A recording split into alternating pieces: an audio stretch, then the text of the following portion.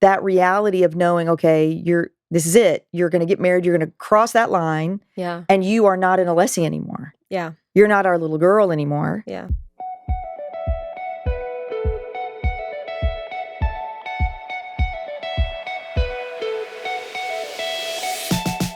Welcome to another episode of The Family Business with the Alessis. I am Mary Alessi, and Steve Alessi's not in the booth today. Who I have is our youngest, our baby, number 4. Hello. The caboose, our miracle, our surprise. Yep. Gaby Alessi now, but soon to be Calatayud. Can you say the last name? Calatayud. Calatayud. Calatayud. Calatayud. Calatayud. Yes, Calatayud. A lot of you. A lot of you. Yes, almost Calatayud. I've learned. Calatayud. It's Calatayud. You know what? I like Calatayud better. It rubs instead of colada, like pina colada. Yeah. Calatayud. That's going to be her married name. She's marrying an amazing young man, Christian. Yep. And we'll talk about that today, kind of how the cool story is. We're gonna jump into a subject today that I think is gonna I think it'll help all the dads of daughters and in the future raising them and kind of the dilemma you're faced with when you raise awesome girls. Yeah. But it's a good thing. But we want to tell you this. Make sure that you are listening to all our episodes. Yep. Good news, Gaby. We're very, very, very excited because we are now just past 6,000 YouTube subscribers. 6,000 YouTube subscribers. Thank you. Yes. We want to thank our audience. We want to thank the family, those of you who listen regularly. We have some pretty crazy fans that love every episode. They can't wait for it to come out on Wednesdays, and you listen. Thank you. Thank you. Thank you. You share, you post, you text us, you write us, you email us, and you let us know how much it's meant to you. That is everything to us. And speaking of emails, we want you to join our email list. Yeah, our newsletter. And you can do that at business.com/newsletter. Alessi Family Business. You got it. I read the second line. Let me go back. AlessiFamilyBusiness.com. That's so easy. /newsletter. There we go. Okay. And get on our emailing list because we don't always want to be subject to social media. And this way we can personally send you the things that are happening here. With us, with our family, some of the latest and greatest, maybe that might not make it to social media. Yeah. So make sure you are subscribed. It would mean a lot to us. But things are happening here. Things are happening in the Alessi Family Business, not only with our podcast, it's growing and it's doing wonderful because of our listeners, but also in our family. Yeah. And when things start to happen and grow, we got to get in here and share it with the family. Yes. And you, my dear, are getting married. Yes. In just 3 months. 3 I think months. My phone today says 87 days. So I'm dating this episode. I apologize. That's okay. 87 days. So whenever this comes out, it might be in the 70s, maybe the 60-day It could mark. But we will definitely have you back in here. Yes. After you're married for a little while and find out how it's going. This is the before. Any drama. Oh, you know there's going to be drama. This is the before marriage, and we need to have the before the ceremony, and we need to have an after the ceremony to kind of talk about it. Oh, we will. But no, it's exciting. We will. 3 months out from marriage. We're working on the wedding, planning the wedding. We're about to close on a home, our first townhome, our first purchase, big purchase for the two of us. So that's been really exciting as well as stressful because you're only used to taking care of yourself. Mm-hmm. And also I was used to saving because I didn't have a lot of expenses. Right. Thanks to you and Dad, you've blessed us so much. So Dad's always been like, save your money for when you need it. Well, now's when you need it. And you're like, everything that I've worked for is just going. And you're like, this is crazy, but it's worth it. So it's balancing all of that. But then also working on the honeymoon and doing things without the family. Like that's a weird part is knowing that I am experiencing things now without you, without Dad, without Lauren, and then without my other siblings. It's an adjustment. Well, it's a weird adjustment for us, and it's very weird and crazy for me sitting here talking to you right now and hearing you talk about my first house, getting married, my honeymoon, my savings, because to me, you are still getting a tissue for those who are listening. I'm going to try to keep it together. I might cry too. You are my little girl, my baby. Yeah. And it is just bananas. Yeah. It's bananas, Gaby. Alan's here, and you have 3 adults. that are married and gone on, but you totally get it. Two that are married. Waiting on one. And you know exactly what I'm talking about. It's one of those things that you can't really know until you're there. Yeah. That you see your kids as your kids when they're doing adult things. Yeah. And you are like our baby. You are little Gaby with those little rosy cheeks, and you're talking about owning a house. And like, this is unnatural. This should not be happening.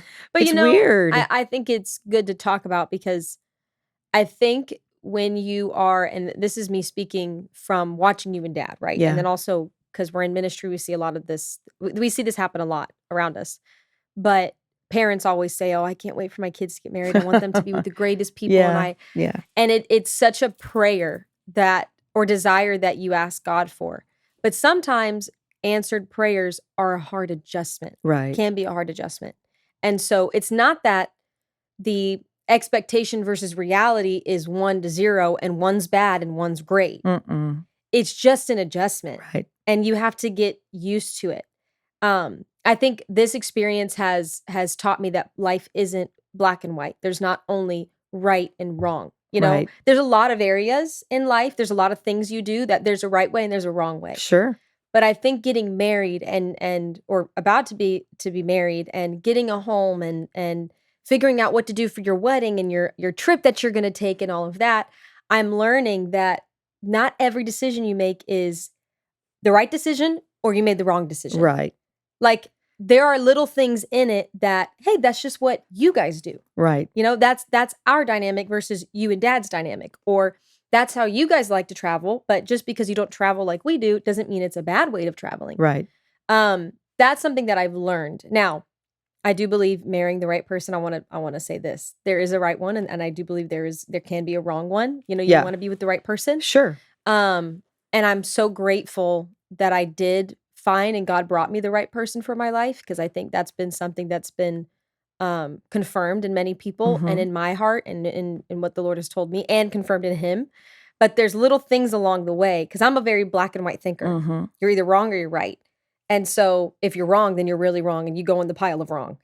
And now you're always wrong. Right. And I think now I'm learning with maturity of like, okay, I might be wrong in this instance, but I could be right later. I don't know if that makes sense. Yeah, it does. And I'm sorry, I am listening, but I just had this thought. Did I introduce you when we started this podcast? I think so. I did, right? I said my youngest baby. Okay, because I want to back up a little bit and talk about maybe some things in this relationship, and you being the youngest in the family, getting married before the third. Lauren is not married yet. She will be. Kind of jumping the line and skipping down, and how that's been hard on our family. But yet we've rallied from it, and we've found the good in it. And, you know, marriage is forever. Marriage is, it should be, you marry one and done.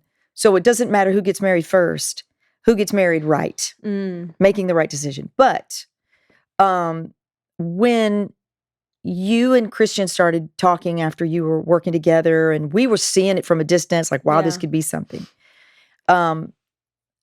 The timeline was going to be longer. Yeah. And I could handle the longer timeline. And it's not because I wasn't ready for you to get married, or it wasn't because I didn't think you could get married. As a matter of fact, Dad and I made sure we married daughters that would do well in marriage. You raised daughters. Okay. Thank you. Well, I don't know what I said. That sounds weird. This is what's happening today. I need to focus. You made sure that you raised daughters to be ready for marriage. I might need a double espresso in my Alessi podcast cup. Yeah. I'm just throwing that out there. A little caffeine might help me get back on track. Funny. No, but the point is, as a dad and mom, we made sure that we prepared you for marriage. We tried to the best of our ability, because there's things that only marriage can prepare you for, that you just got to get married to find out. But it wasn't our doubt in you or of you. It's, number one, that reality of knowing, okay, this is it. You're going to get married. You're going to cross that line. Yeah. And you are not an Alessi anymore. Yeah. You're not our little girl anymore. Yeah. We're very proud of the woman you've become. But here's the part of the podcast I want us to hit that we might cry over. Yeah. Okay. That you're not an Alessi in name, but you are our daughter, raised with our values, That will never change. No. But you will take the name of your husband. Yeah. Okay. Now, we've talked about this because when I married your dad, my father was a very well-known songwriter and pastor. Mm-hmm. He wanted me legally to keep my last name, Mary Stallings Alessi. Well, it rolls off the tongue a little bit easier. Yeah. I didn't want to, and I refused. And it was because, the relationship with my father was strained, and I wasn't proud of that. Yeah. And Dad kept trying to tell me, yeah, but it's the association because of the business you're in, and people will know that you are a Stallings, and they'll connect that with he was not of the nature to say, you're an Alessi now. Yeah. You're an Alessi. And which is interesting because that wasn't his dad. No. Like it wasn't a culture thing for Dad. I think it was just Dad's personality. Like it goes back to the nature of him, didn't care. Because Papa was very much so you're an Alessi and wanted his daughters to keep the name. Oh, listen, Papa, God rest his soul, sometimes he'd actually make fun of my mother-in-law's side of the family. Because he was from New York and she was from Mobile, Alabama. Yeah. And he would tease about being a country girl and a redneck. And but that's the culture. This city guy came and, took you in, and who wants to be Grice? You're an Alessi. That's kind of how he was. Yeah. Whereas Dad didn't feel that way about you. No. But it wasn't, I don't know. It was just always our experience. Mm-hmm. So we have 3 daughters, right? And as 2 are now getting married, it's very important to your husband, future husband, and to Steph's husband that you take their name. Yeah. And although we know that's right, and we want that, and we've raised you for that, it really has been like oh my gosh, I didn't realize. Yeah. They're not going to be Alessi anymore. No. And I won't cry because you might, but it's a beautiful thing. Yeah. It's a beautiful thing because, the Bible tells us that the 2 shall become one. Mm-hmm. And we put so much emphasis in a last name. Yeah. And once you get married and we move on, we're not even saying your last name. No. You're just Christian and Gaby. So it's not like, it's a shot at our last name or a way of them to be possessive. It's not that at all. It's the young men that you've attracted because you're strong women that we raised are strong men that say, we have family pride too. Yeah. And we want to build our homes. Yes. And it was in no way a negative towards me and Dad or Dad's last name. None of that. It was not insecure. No. It wasn't egomaniac. It wasn't any of that or machismo, as they say in Miami all the time. It's just the fact that our strong daughters have attracted Hispanic, strong Cuban. young men. So far, Cuban. Cuban. Well, I think it's a great topic to have because, first of all, we're seeing a lot of girls keeping their name. Yeah. Today I saw something that like Rita Ora, I think that's her name, like she proposed to her fiance. Like she got on one knee for him. And what we're seeing a lot is like women making women taking the masculine role and making that normal. And men being kind of the feminine role. Sure. Meanwhile, it's a heterosexual relationship. It's a guy and a girl, but women are taking that position. I'll be honest. I think it's for attention. I think it's for an uproar. I think they want that. But you are seeing a lot of girls in Miami, a lot of girls around us that they keep their name, and I respect it. I think it's beautiful. It really is up to the couple. Some men, like you said, Dad didn't care, whereas some men that is a priority for them. That is it's a part of their pride, right? But the good part of them, right? When it started to become real, when we got engaged, we talked about it. And I always liked the idea of keeping it and making it part of my legal name, but I love my middle name too. Right. So I told Christian, I was like, hey, what if I keep it and I'll have 4 names? Well, if I would have done that, it would have been Gabrielle Faith Alessi Calatayud. Yeah, that's not. Way too many No names. one is ever going to say your name. No one's ever going to say my name. No. Well, then the more we talked about it, I was like, I'm never going to see Alessi. Like for me to try to keep all 4, I will refer to myself as Gaby Calatayud. So the more that he and I had talked about it and everything, you argue, it's part of it. You I don't want to say argue, but you discuss it intensely and emotionally. Yeah. Because you negotiate. Because what's beautiful about our relationship is we both come from very strong families. How our family does things, his family is very similar. They're very close. And the Calatayud pride is very strong. And it's a beautiful thing. It's one of the things I love most about him. Because he understands our family because he has his family. Absolutely. But with that comes, he's going to want me to be a full Calatayud and to carry on that name. Right. So when we sat down, I was like, well, I think you also have to consider where I'm coming from. Because I think when you're the guy, you think the girl just wants to hold on to the parents. Right? So sure. That's my coffee coming in. That's your coffee? Thank I was like, you, people Melanie. just walk in here? Thank you, I'm Mel. not used to Thank you, Mel. Yes, they do just walk in here. Thank you, Mel. Hey, Mel. I will be more coherent now. No, Thank you. When we were sitting in the conversation, we both, I told him, I said, this isn't about me holding on to my family. Right. And this isn't about me trying to be an Alessi because, oh my God, I want to be an Alessi and I want people to know me as an Alessi. Right. It's a part of my life that I have so identified with. Right. Like, and I don't think guys realize this, like, that's a part of who I am. I'm an Alessi girl. Yeah. Like, when people are walking around the church, they're like, oh, the Alessi girls are here. Like, that's who I was. Growing up, our dad, not our dad, my dad, your husband. Yeah, he's not my dad. No. He tries to act like my dad and tell me what to do, but it doesn't work. But Dad would sit us down and he would say, as Alessis, we do A, B, and C. Yeah. So that has shaped who I am. And so to just leave the name, it's not as simple as it might be for other people. Yeah.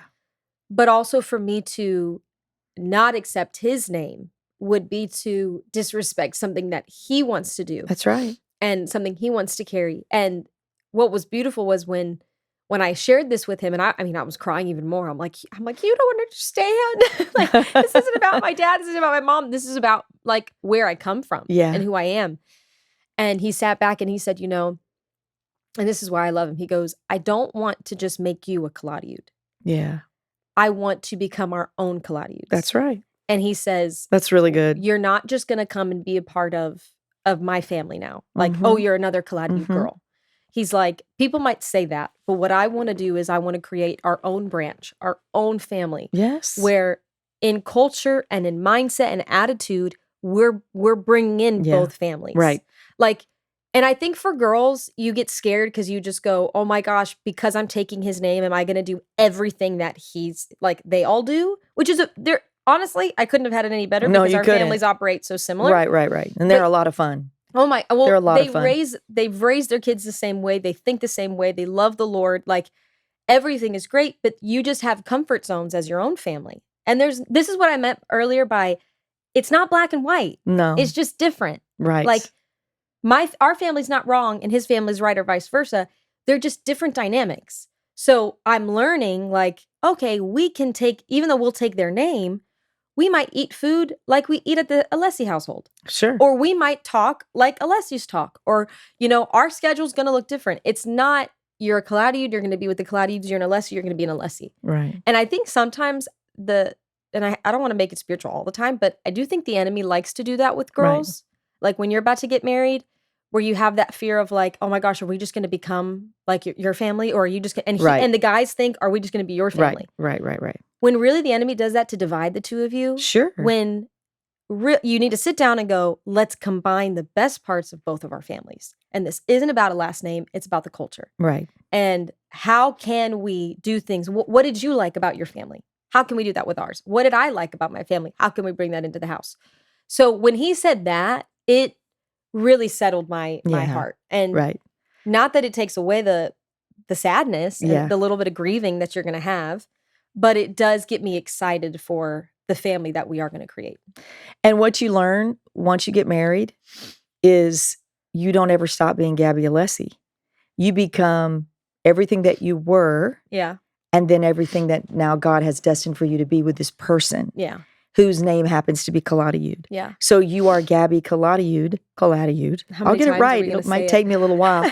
But by the end of this, we should know how to say it. Yes. And you are what you and Christian create together. Yeah. But you take all the good from your family dynamic that you grew up with, all the good that he grew up with, and you put that together. Yeah. And you have this new thing that's just so wonderful. Exactly. And the reality is your last names don't really matter anymore, except to identify you as to who you are. What really matters more than anything is what you've drawn from the support you've had and how you were raised and all of that, and how you put that now into use in your marriage. Exactly. But honestly, Gaby, marriage, going into it, it's filled with so many fears and what ifs and the maybes and the things that that you might be the worried. I can talk. One more drink of coffee. I'll get it. The things you might be worried about. Yes. The most. That's where the was coming in. I just put it in the wrong place. The most are the things that pop up the least. And then there's just new things you didn't even know to be afraid of. Right, Alan? The things that you didn't know would be conflict. Yeah. But that's marriage. That's the two becoming one. There's a dying to self that has to happen. And it is a very beautiful, painful thing. But it's just so wonderful. You get to that place. And I remember when your dad and I got married, and we've talked about this so much on this podcast, that that time we'd only known each other for 1 year the day we got married. Crazy. Like from the day we met to the day we got married, it was 1 year exactly. Wild. Nuts. But we did it. And I remember we just had not discussed enough. We had not talked about some of the important things. And so I was 19, he was 26. So when we got married, and I've talked about this, I don't know what episode, but in full. But there's that story where Dad got so mad at me because I didn't want to clean the kitchen. I just wanted to go to bed, and the kitchen was a mess. And his was OCD. Yeah. I didn't know what OCD was. I'd never heard of it. And I joke, but he was very clean, and it was all about order and chaos. Looking back now, that conflict, which turned into a blow up, where he called my mom and said, "Come get her, because I can't. I want my money back." I want my dowry back. Yes, exactly. It was really more about Dad's personality needing to control chaos. Everything else, all the other areas of his life were in chaos. Our job, his family, his mom and dad. There was so much chaos he couldn't control. Cleaning the sink was the one thing he could control. Yes. And he wanted to get in there and help me. I didn't want to clean it, and it just became a petty battle. So the truth is, I didn't know that for years. I didn't know how to psychologically analyze that. No.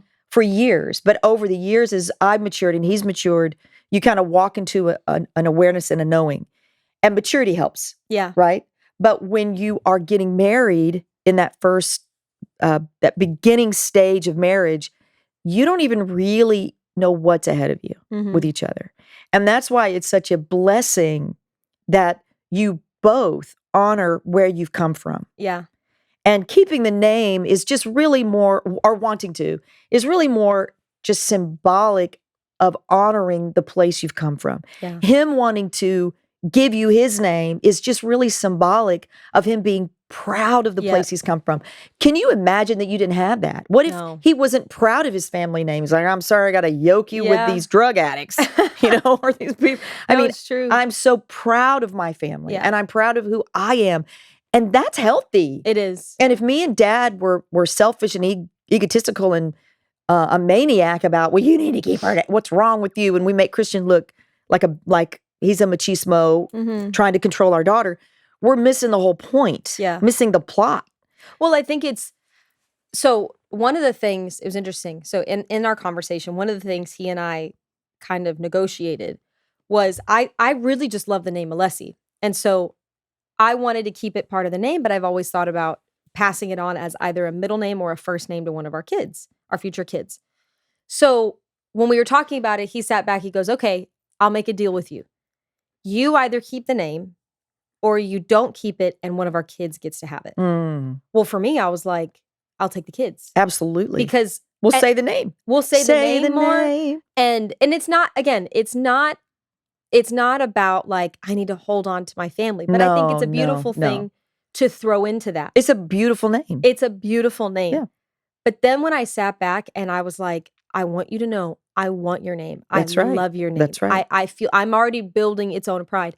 the joy that brought him. That's right. And I do think it's learning, and I know we have a lot more learning to do, so I'm buckling up. But even on this side of marriage, starting to sow seeds of honor by taking his name. I don't think us girls realize what that speaks to him. Absolutely. What that shows him. What it releases in him. What it releases in him. You know why? Because I will have kids that are going to be just like, I'm going to have daughters that are going to be crying that they have to neglect and leave the name Calatayud. You better believe it. So that's why I think it's so important to keep his name, because I don't want our kids to kind of be conflicted. Where are we? Which family are we a part of? That's very true. Are we more like dad's family or are we like mom's family? Because that's already going to happen. Sure. Growing up, you're always compared, right? Oh, you're like dad's family, or you're more like mom's side, or you look more like mom. You look more. That's already going to happen. So sometimes if the names are involved, it actually might confuse your kids. Yeah. Not fully confuse them, but they do feel tied. Oh, I'm more like Alessi, or I'm more like Calatayud. And I want to have girls and a son, or sons. I keep thinking our family. I want multiple sons, but I want to have kids that are proud of that name Calatayud. Right. But I can't expect that if I'm not proud of it. Right. Because they're going to follow my lead as well. They're going to follow if mom has it, if it's both of them.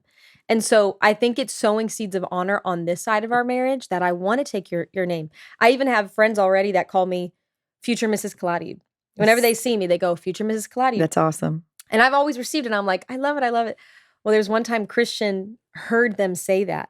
And the smile on his face, how he just stood up a little bit taller. He was so grateful that people were starting to call me that, and that I loved the response. Like, he saw me and he was like, you liked, like, that filled him with so much pride and joy. And I think it's just a good way to start your marriage on the right foot and to show him, I'm honoring you. I'm honoring your family and where you come from. Because we both have very strong families. And on our side, we all work together. We see each other all the time. He doesn't have that blessing with his family. They don't all get to work together and see each other. So this is a way that we show and love that part of his family. Well, it is also a godly principle. It is the order of the kingdom. It's what marriage is covenanted to be. It's what God has designed it to be. The woman takes the man's last name. Yeah. I did not know this, but I think it's China, Gaby, that when a girl marries, she takes care, my mom told me this, she takes care of her in-laws. Really? So the son takes care of the family, of the mother and father. He takes care. So the daughter leaves her mom and dad. Wow. Because her brother is taking care of them, right? If they have a son. So let's put it this way. It's a Chinese family. They have 2 daughters. Okay? Both those daughters are going to marry. Their parents will have no one to care for them. Because their custom is the daughter-in-law. The daughter-in-law takes care of the son's parents in their old age. They don't go back and take care of their parents. Wow. Isn't that crazy? And that's just a culture. Yeah. That's very weird. But in the kingdom culture, the wife takes the husband's last name. But anyway, I think that is it's spiritual, it's godly, and when it's godly, it just flows. Because now, when Stephanie married Christopher Muina, yes, they're all I Chris's. thought I would never say his name. I mean, Grandmommy kept calling him Wiener. Wiener. How do I say Wiener? We're like, you don't say it that way. Yeah. It's a Wiener. She could not say Muina. She could not say Muina. No. So she doesn't. She'll just say Chris and Steph. Yeah. But now I don't know Stephanie outside of being Stephanie Muina. It's beautiful how the transition happens fast. Yeah. But you still see the Alessi on Stephanie. Like, Stephanie hasn't lost anything from how she was raised. No, because it's more than a last name. It's more than a last name. It's a culture system. And you know what I love is, like, you're seeing her kids. Like, her kids have our personality. Like, her kids have our sense of humor. Her kids they remind us a lot of ourselves. Yeah. So it shows you that carries on, and it does continue. But well, you know why I think there's so much divorce in Hollywood? Because they don't.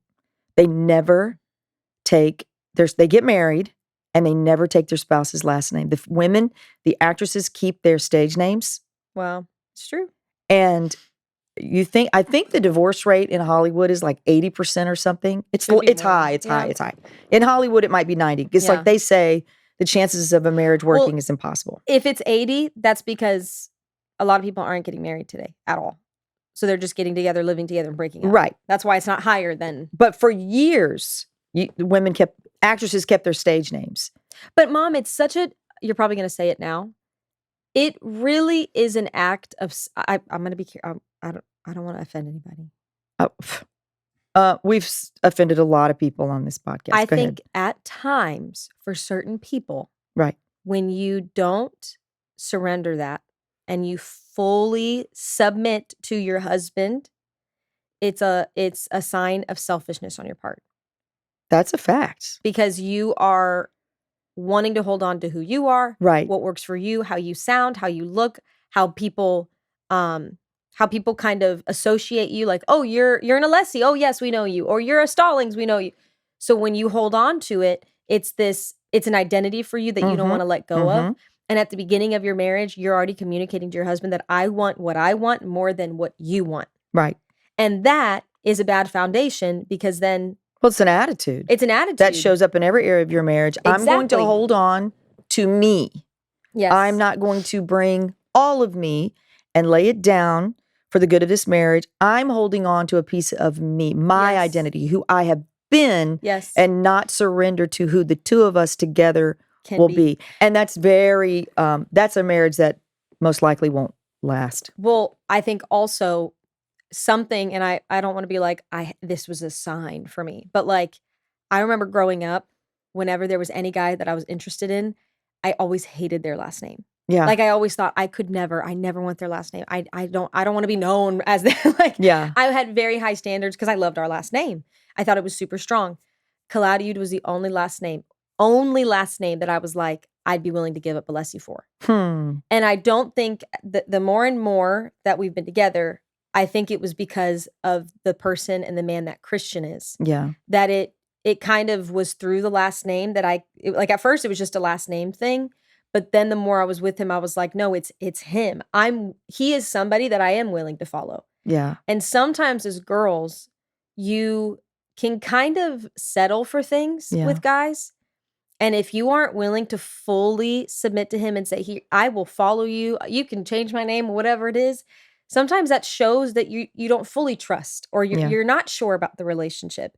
If that spooks you, if that scares you to take his last name, that you're like, I don't want it. And I'm speaking to the girls that are dating, but like, if you're dating somebody and you don't know how your life's going to be, and if he's going to lead you well, sometimes that comes up in the last name. You're nervous to take on that name. That's right. Because you're nervous to take on his culture, where he comes from, what he's all about. Or give in and be vulnerable and make a decision that will last a lifetime. Marriage is very, very all-consuming from the perspective of, I have to give all of me for this to be successful. He has to give all of him for this to be successful. You can't have me or Dad in the rear view mirror, the side view mirrors. We can't be an influence in your life. His parents can't be, except from the perspective of what we've taught you to care for one another and value marriage, obviously, and your faith. But when you get out there in marriage, the two become one. You're on your own. Yeah. And obviously you have God there with you to guide you through. But the truth is, any parent that would still continue to meddle in your life after you're married, either side, is only doing irreparable or irreparable damage. Alan was reminding me today that one of the most listened to podcasts is Leaving and Cleaving. Wow. That we have is Leaving and Cleaving. He said, to the point where he wants people to know us as the Leave and Cleave podcast. Yeah. And the truth is, Gabby, I wanted to have this conversation with you today because I wanted people to understand, even from us, we are tested in this area. Because we talk about leaving and cleaving, and we put all that auspices and pressure on the daughter who's leaving or the son who's leaving. But what's the opposite of leave and cleave? Send and stay and hold on. Keep and stay and hold on. Yes. And it's manipulation. Yeah. You have to send out. Yeah. And release. Yeah. As parents. Well, can I say something? I think there is, for example, like if you want to experience all that I'm trying to think of a good analogy. If you want to experience all that Disney has to offer, Disney World has so many things that you can do, but there's an experience. There's a full experience that you have to walk through. When you go to Disney and you're just walking around without the Mickey ears on and without the magic band, and you're not getting, you're kind of like half doing Disney. Right. But you're not getting the full magic of Disney. You're not getting the full experience. When you go there and you're like, I've got my Mickey ears, my t-shirt on, I'm staying at the hotel on the property. That's when everybody that created Disney and puts Disney on is like, thank God you're getting the full experience. Right. I don't think you will get the full experience of marriage if you're not giving yourself fully to it and doing the things that it requires. That's right. So the whole thing of you want to enjoy the intimacy of marriage, you want to enjoy living with that person, you want to enjoy going on trips, whatever you want to do. But meanwhile, in your heart, you are staying and holding on to your parents. No, you can't. You can't do that. No. You're not going to experience everything that marriage has to offer. But neither can your parents hold on to you. And we talk a lot in this booth about, like I said, leaving and cleaving. But something that Dad and I have been faced with, being honest and transparent, okay, is the desire instinctively to want to hold on, but no, you cannot. Yeah. Right? And it is an instinct of a good parent to want to protect your kids. That's why when we started the podcast and I said you were the youngest, you're getting married, you're the caboose, and you're getting married before Lauren. For a parent, birth order is important. Yeah. It just is. It's who we are. We can't help it. It's in our DNA. And there's something about, like, if the oldest was the last to get married, like, that's a failure to launch on our part. And we don't want that. Now, that's not true, because God has purpose and destiny and a plan and a path for all of our kids that have nothing to do with us. We prepare them, but then God takes it from there. Yeah. Because ultimately what we know we have to remind ourselves of daily is Gabby's not ours. She's not Christian's. She's not even hers. Yeah. No. She is the Lord's. Yeah. Christian is not Maria and Tony's. He's not ours. He's not yours. No. He belongs to God. So, that's the part about when you raise amazing kids that you love to be with and they love to be with you, and that's the case of both you and Christian, it's bittersweet. Yeah. But the sweet way outweighs the bitter. Yeah. And the thought of you guys together making a family, having a home, is just so sweet, that understanding that the importance of me and Dad having strong influence over you, a lot of influence over you, you guys wanting to please us. I mean, that's one thing about you and your sisters and your brother that we just so love and we appreciate, is how much you honor and respect us. Yeah. And we've been very influential in your lives. Yeah. But we also have to, we understand we got to back way up. Yeah. There's a time in your lives where we have to say, we will be here for you, but our voice is not the main voice or the voice that matters the most. You got to find God's voice, and you got to find one another's voice. Yeah. And that's the direction we have to push you in rather than wanting to hold on to you. And that's the hardest. That's been the hardest part. So it's funny, in our premarital class, they talked about the two things you'll struggle with when it comes to leaving and cleaving. You will either it's the difference between dependence and allegiance. So dependence is you fully depend on your parents for decision making and even material things and taking care of you and helping you and guiding you. So that's dependence. And then allegiance is always feeling like you have to represent and stand with your family. Right. And what they think, you think. What they do, I do. So when we sat in our premarital class, it was interesting because Christian, they asked us, which one will you struggle with the most? And the majority of the guys, including Christian, said the dependence, whereas all the girls said allegiance. Where it's not going to be difficult, and it might be, but I'm not nervous about depending on Christian for finances and being with him and even emotionally depending on him. That I'm not worried about because I'm used to depending on people. The thing that I'm going to struggle with is my alliance. And who am I aligned to? Who am I standing with? Right. And that's the adjustment that I think all girls really have to, or all girls struggle making. Oh, yes. That when your husband says something and your parents might say something opposite or different, your alliance or allegiance is to your parents. Right now, it's to you guys. Yeah. What you say is just what I go with, because for the last 25 years, that's what I've done. That's all you've ever known. That's all I've ever known. When we've been at restaurants and some awful waiter was rude to Dad, and we'd all go, Dad, come on, back off of him. And Dad would go, no, you are aligned with me. You stick up for me. Like, we're together in this. The same is said now in this new season, but that's what I've been used to. So it's that transition of, okay, now I have to align with Christian. I have to be on his side. We are a team. Now I'm on his team, and this is the greatest team. Like, that's what I have to see. That's what I have to believe. And it doesn't mean that now I'm against the family. I'm against his family. I'm against my family. Nobody's against each other.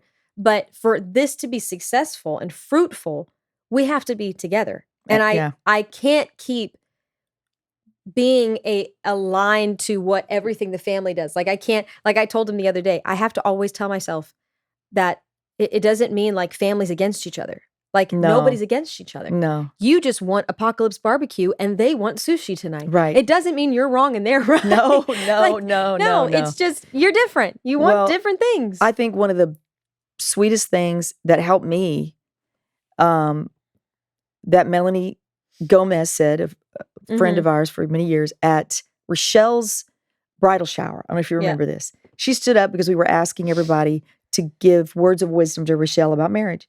And she stood up and she said it so perfectly and poignantly. Melanie's good at that. She goes, you know, if I ever wanted to reduce conflict in my marriage, I always I put on the t-shirt, Team Tony. Yeah. I am Team Tony. I don't care if I agree, if I disagree, if I think he's being a hothead, if I think he's wrong, it doesn't matter if he's right, wrong, unfair, being emotional. It did not matter. She said, I always got the best results. Yeah. Things always worked out to peace if I, in the moment, was just, I'm Team Tony. Yeah. And I thought about that from a male-female perspective, because guys naturally side with each other. Always. They're always team my bro. Yes. And they think in terms of team. They are automatic. It is like a natural reaction and response for them that you stick with your bro. You don't throw your bro under the bus in public if your friend acted out. You either you keep your mouth shut and you don't say anything, maybe later you do, but you defend your brother. You stand with your brother. Girls are not automatically that way. No. We are more automatic to go, well, who's right in the situation? I stand with the person who's right. And you're being emotional and you're being ridiculous and you're embarrassing me and you're out of control. Or don't take me with you. Right. I'm not on your side. You're wrong. Yes. I'm on the right side of things. Yeah. We're quicker. Or which you'll be prone to do. That's not what my dad would do. Or that's not what my mom and dad do. Trust me, those things come up. Yeah. And if you can resist that and switch from being automatic team, being in the middle, failure to pick a team. Yes. Okay. Which is creating conflict and confusion. But for you, what it relays to your, oh my God, what's wrong with me today? What the message it sends to a husband is, I'm not team you. Exactly. I'm not on your team. And most men are wired very simple. It's a very simple thing. They want to know the woman in their life is on their side. Yeah. Just like their bros are. And they really do think, someone told me this, men go, if you're not with me, you're against me. Oh my gosh. Like, that's the truth. It's A plus B equals C for them. Like, you're not with me? Okay, then you're against me. Whereas like us women go, I'm not with you, but I'm with this person, but they're not against you. Like us, we think it's so complex and they're like, no, if you're not with me, you're against me. Yeah, but you're wrong and you were emotional and that was rude. And there's no sides. And they're like, no, we'll deal with that later. Be the right wife in the moment. So that's a little marriage wisdom for you. That's for free that you'll have. But honestly, you cannot ever go wrong as a wife by siding with your spouse. Yeah. Now I know there's going to be people that listen that are going to be in the extremes and in the margins, not in, they're the exception to the rule. I'm speaking to the rule, not the exceptions where there's abuse or manipulation or somebody's married to a narcissist. Okay, that's not who we're talking to. What we're talking to is the rule, the average young woman who marries a good young man, that's the average, side with him. And we're also speaking to married people. Sure. Because there's plenty of girls that are out there that could be listening and they're dating somebody and they adapt this mindset too early. No, that's true. Because I think you need to be sensitive as a girl to not give your allegiance to a young man. No. This is for marriage. You've got a ring on your finger, maybe 2 rings because it's your wedding band. I don't even think that I'm going to be controversial here, but I know what I'm talking about. I've lived a long time. Okay, a long while, right, Ashley? Ashley, this is a joke we've had today. Instead of saying decades, or instead of saying a whole lot of years, we've adopted now a while. Okay, so I've been alive a while, and I can tell you this. I already forgot what I was going to say. You were saying this is for married people, not even engaged people. That I was going to say, I knew your point. I don't think until you are in the covenant of marriage and you have publicly said I do, that those same rules apply. I agree. Because you're still in the maybe land. The ring's there, but the commitment has not been made to where you take the vow and it's legal and binding. I agree. As a fiance, I agree. And once it's legal and binding and there's a ring and you have declared before God and men, I take you. Mm-hmm.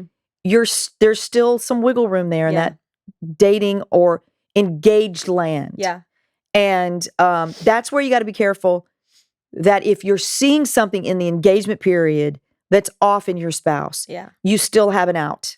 Well, you know why this is important? Because there are a lot of listeners that might not have a good relationship with their dad, their parents.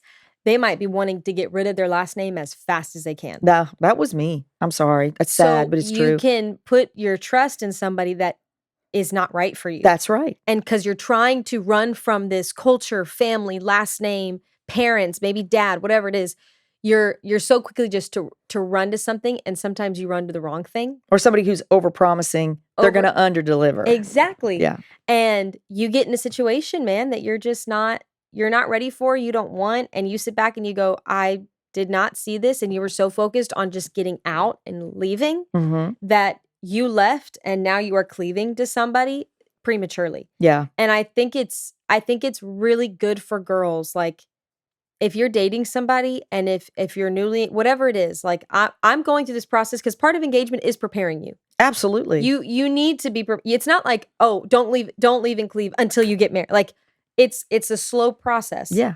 But it's a vetting season. It is. But even in engagement, these are all questions that are being answered even when you're engaged. Absolutely. Can you leave? That's Do you feel comfortable cleaving to this person? And I think with girls, we are so dependent and we're so attached so quickly that you can be in a relationship with somebody and you've been dating them for 4 years and you're just waiting for a ring and he's got no plans for a ring. And in your mind, you're already married. You're already married. Right. You've already been intimate. So you've just fully given yourself to him. And I think that prematurely, you're not going to get the blessing in that you will when you're married. So you can play house. We can try to be married as much as we want, but there's no marital blessing in it because you're not married yet. No. And so that's just where, like, even with Christian and I, we keep saying it like, oh my gosh, we can't wait to be at home together. We can't wait to walk in. We can't wait for him to not have to drop me off, right? Or for him to drop me off. Like, those things. Me too. I know. Me too. I know. I'm like, I'm so ready. We can't wait to not have to coordinate our days and be like, hey, what are you doing? Oh, I'm working. Well, what time do you get off? Like, I just can't wait to be there with him. But all of this time is preparing us. We're not married yet. We're not ready for that season yet. You know what's so funny is the things that you think you're prepared for, you get married and you realize your biggest fight is over a couch. Oh my God. It's not even over the things that you prepared for and you read the book about. It's none of that. It's none of that. It's over the couch and where you want to put it in the house. The biggest fight your dad and I had, I'm talking about as we say in the South, a raw dog, okay, was we were moving into the house we raised y'all in, and it was too big for us, but God blessed us with this house because of the hurricane. And we moved into it, and we had a piano that a lady in the church had given us, a baby grand, and I wanted it. Okay, I wanted it in front of the French doors. He could not understand why I would block the French doors. And I said, because we don't go out of those French doors. We never go out. Why can't we put it there? You can't put it there, Mary. It has to be here. It was I kid you not, it was a difference of a foot, 12 inches. Oh my God. Here or here? Watch me, camera, audience. Was it here or was it here? No, the fight was over 12 inches. Yeah. I wanted it here. He wanted it here.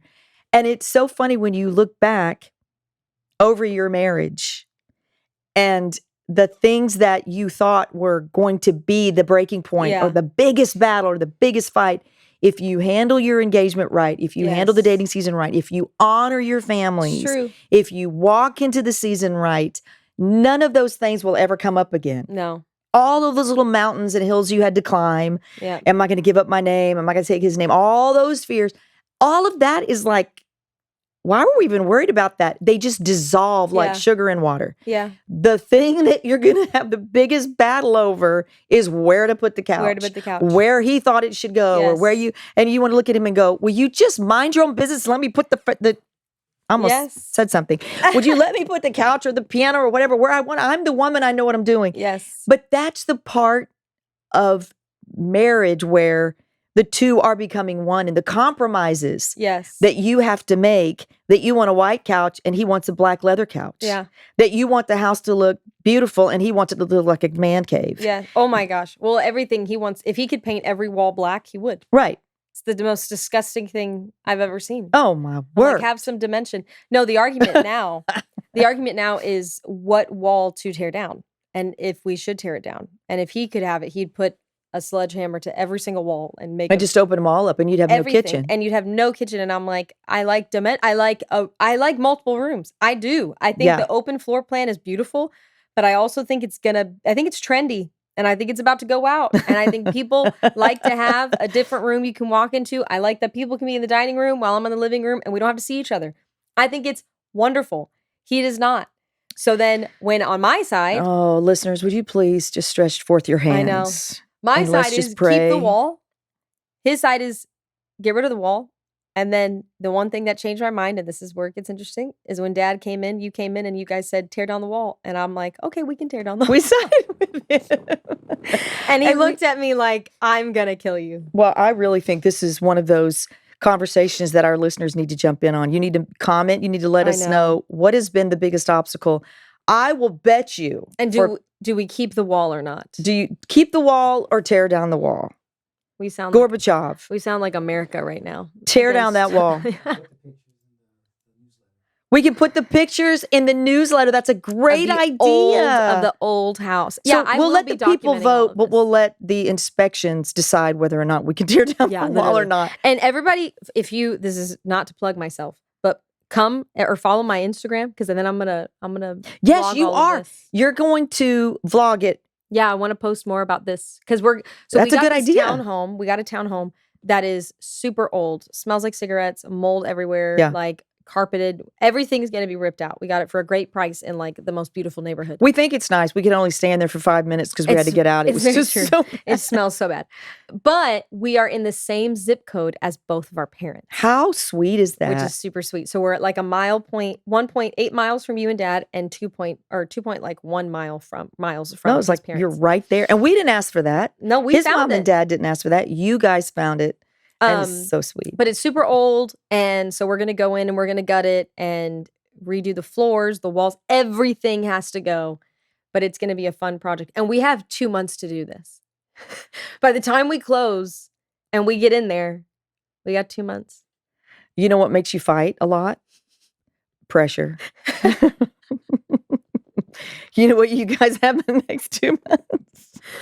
Pressure. I know. So everybody just pray for me as we do this. But it'll be a fun little project that we get to do together and make it our own. It was a real adult moment because we had found this house. It's in like this really pretty neighborhood that for years nothing's been available in that neighborhood. So I drove by it one time on the way to the gym, and I found the neighborhood, and it's basically a $400,000 townhome in a $1 million neighborhood. Yeah. It's so cute one little neighborhood nestled in the little gated community. It's on so a golf course. On a beautiful Christian loves golf. It couldn't be better. Yeah. It's hidden. It's tucked in. You wouldn't even know it's there. So cute. And so I found it. Nothing was available. 2 weeks later, I went.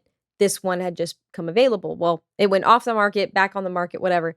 When it came back on the market, we're like, let's go and see it. And in our mind, we're like, we will never get another opportunity like this. These houses, nobody sells these townhomes. Like, this is the only one available. In our mind, we're thinking we're getting the best one here.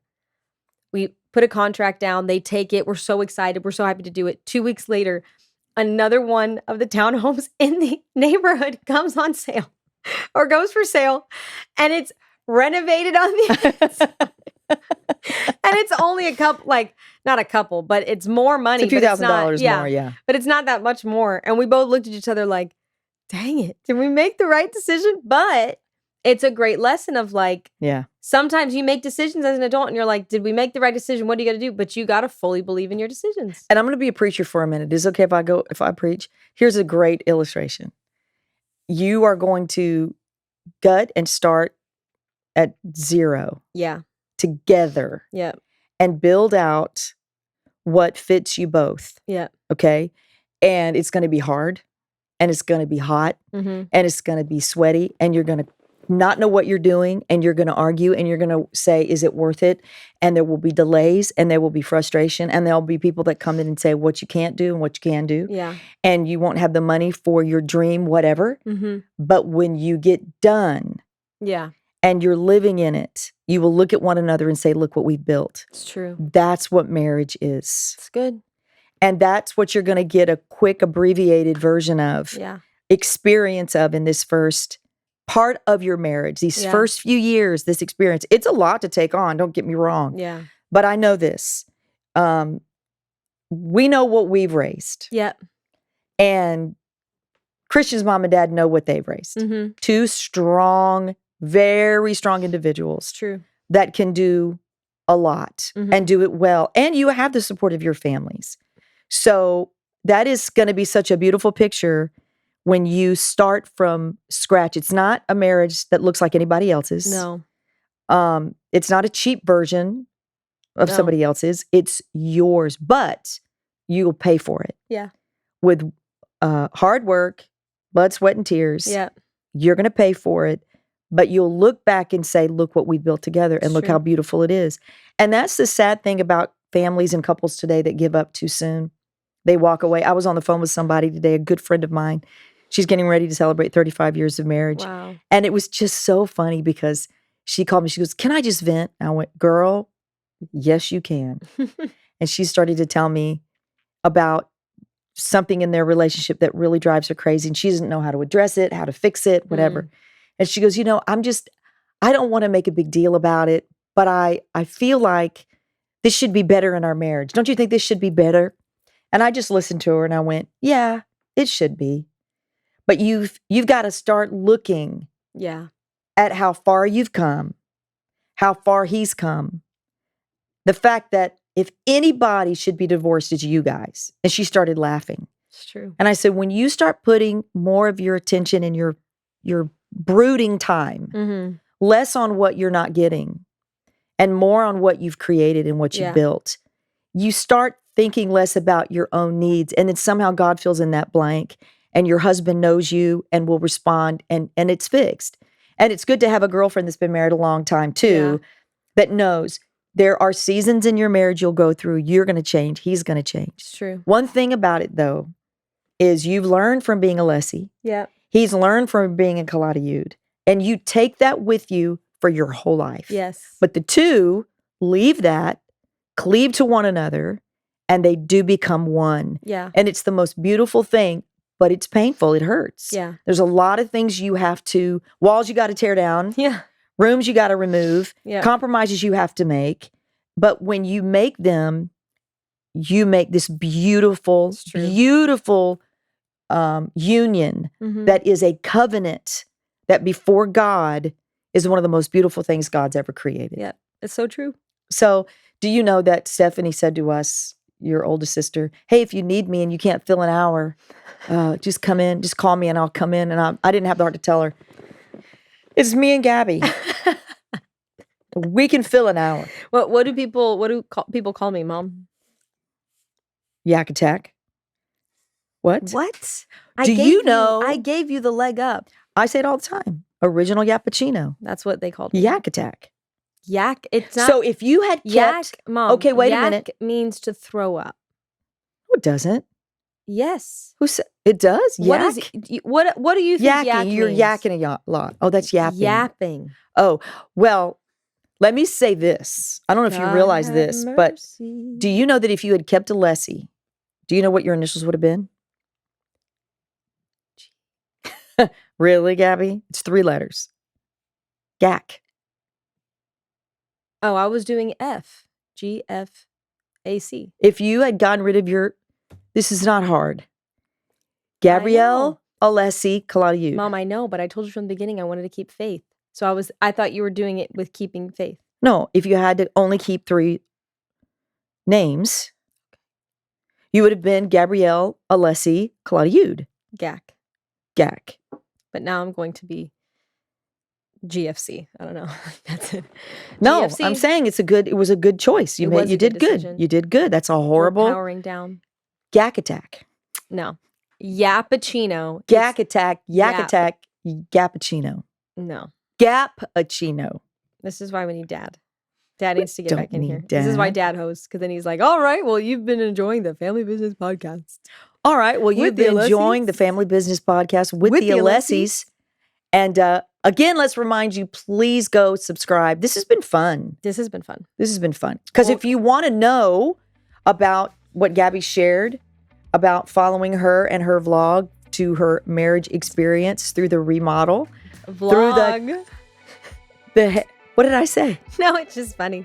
I'm going to try not to vlog, but it is basically a vlog. It's a journey. Christian, come get her. We love you guys. Thank you. Follow us at AlessiFamilyBusiness.com to hear all the latest and greatest about Gabby and Christian getting married, moving into their place, all the cool stuff behind the scenes. We're going to be sharing it there. But again, hey, guys, thank you for listening. We hope you've enjoyed the long play. And if you're vacationing and you're road tripping it this summer, go back and listen to all of our long play podcasts. I think we might keep the longer format for a little while. But thank you for listening. We hope you have a great day. We hope you enjoyed today's episode. Go ahead and subscribe to our YouTube channel, like this video, and click on the notifications bell so you can be notified for all of our future videos. And if you loved today's topic, we have plenty more. And you can click on this link right here to watch all of our videos so you can learn why family is everybody's business.